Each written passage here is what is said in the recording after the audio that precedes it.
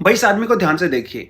इसका नाम है रहनमुल्ला नकलवाल। ओरिजिनली ये आदमी अफगानिस्तान से बिलोंग करता है, लेकिन जब अमेरिकन फोर्सेस अफगानिस्तान के अंदर डील कर रही थी तालिबान से, उस समय ये आदमी CIA का और अमेरिकन फोर्सेस का एजेंट हुआ करता था, मतलब उनके लिए जासूसी किया करता था। सो जब अमेरिका ने अफगानिस्तान से विड्रॉ किया तो ऐसे बहुत सारे लोगों को ग्रीन कार्ड दिया गया जो अफगानिस्तान के अंदर अमेरिका की सपोर्ट किया करते थे। तो अभी इस आदमी ने क्या किया, अमेरिका में वॉशिंगटन के अंदर 2 नेशनल गार्ड सोल्जर्स को इसने शूट किया, जिसमें से एक आदमी की डेथ भी हो गई। तो इसके रिएक्शन में डोनाल्ड डक ने यह कहा है कि कोई आदमी जो कि थर्ड वर्ल्ड कंट्री से बिलोंग करता है उसको हम लोग अमेरिका के अंदर एंट्री नहीं देंगे। इस टर्म को आपने पहले भी बहुत बार सुना होगा। तो ये जो थर्ड वर्ल्ड टर्म है, सबसे पहली बार 1952 में फ्रेंच हिस्टोरियन एल्फ्रेड सोवे ने इसको यूज किया था। लेकिन ये first second third world countries का मीनिंग क्या होता है? देखिए, सेकंड वर्ल्ड वॉर के बाद दुनिया 2 गुटों में बट गई थी। एक तरफ वो कंट्रीज थे जो कि अमेरिका को सपोर्ट करते थे, यानी कि जो कैपिटलिस्ट ग्रुप होता था।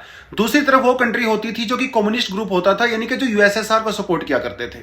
हालांकि इस टर्म का मतलब मॉडर्न जमाने में बदल गया है, लेकिन एक जमाने में जो कंट्री कैपिटलिस्ट ग्रुप के सपोर्ट करती थी, मतलब अमेरिका को, जापान को या वेस्टर्न यूरोपियन कंट्री को सपोर्ट करती थी, मतलब जो नेटो को सपोर्ट करती थी, उनको हम लोग फर्स्ट वर्ल्ड कंट्री कहते थे। और इस डायग्राम के अंदर जो रेड कलर की कंट्रीज हैं, इनको हम लोग सेकंड वर्ल्ड कंट्रीज कहते थे, जो कि कम्युनिस्ट ग्रुप को सपोर्ट करती थी। तो यहाँ पे जो ग्रीन कलर में आपको नजर आ रही है, इनको कहते थे थर्ड वर्ल्ड कंट्रीज। मतलब ना तो ये अमेरिका कैपिटलिस्ट वाले ग्रुप को सपोर्ट करती थी और ना ही USSR वाले ग्रुप को सपोर्ट करती थी। ये न्यूट्रल कंट्री थी। सो 1990s के अंदर जब USSR का डिसइंटीग्रेशन हुआ तो इन टर्म्स का मतलब भी बदल गया। तो आज के मॉडर्न टाइम के अंदर फर्स्ट वर्ल्ड कंट्री उनको कहते हैं जो कि हाईली डेवलप्ड कंट्री है, जहां का इंफ्रास्ट्रक्चर एडवांस होता है, जहां की इकोनॉमी स्टेबल होती है, वहां के लोगों का स्टैंडर्ड ऑफ लिविंग काफी अच्छा हाई होता है, एजुकेशन लेवल और हेल्थ केयर भी बहुत अच्छा होता है। 2025 के अंदर थर्ड वर्ल्ड कंट्री उनको कहा जाता है जो कि ह्यूमन डेवलपमेंट इंडेक्स के रैंकिंग में काफी नीचे आती हैं।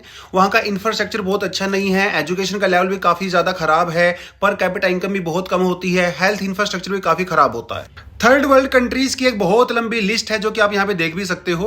हालांकि इंडिया विश्व गुरु बन चुका है, उसके बावजूद भी इंडिया को आज भी थर्ड वर्ल्ड कंट्री में कंसिडर करते हैं। सो इस इंसिडेंट के बाद अमेरिका का जो इमिग्रेशन सर्विस डिपार्टमेंट है ना, उसने कुछ कंट्रीज को आइडेंटिफाई किया है और उन्होंने कहा है कि इन कंट्रीज से जो भी आदमी अमेरिका के अंदर आया है, चाहे उसको ग्रीन कार्ड भी क्यों ना मिला हो, उसके ग्रीन कार्ड को हम लोग दोबारा से रिव्यू करेंगे। इनके अंदर 12 कंट्रीज ऐसी हैं जहां से कंप्लीटली इमिग्रेशन को बैन कर दिया गया है, उसमें से अफगानिस्तान भी एक है और ये जून के महीने में ही बैन कर दिया गया था। तो अब आप यहाँ पे लिस्ट भी देख सकते हो। बाकी 7 कंट्री ऐसी है जहां से पार्शियल बैन किया गया है इमिग्रेशन को, उसकी लिस्ट भी आप यहाँ पे देख सकते हो। इंडिया के अंदर भी काफी समय से डिमांड चल रही है कि जो इलीगल इमिग्रेंट्स इंडिया के अंदर आ गए हैं उनको आइडेंटिफाई करके उनको डिटेन किया जाए, लेकिन बहुत सारे लोग उसका विरोध कर रहे हैं ह्यूमन राइट्स के नाम पे। आप इस बारे में क्या कहते हो, कमेंट सेक्शन में जरूर बताएं। थैंक यू, जय हिंद।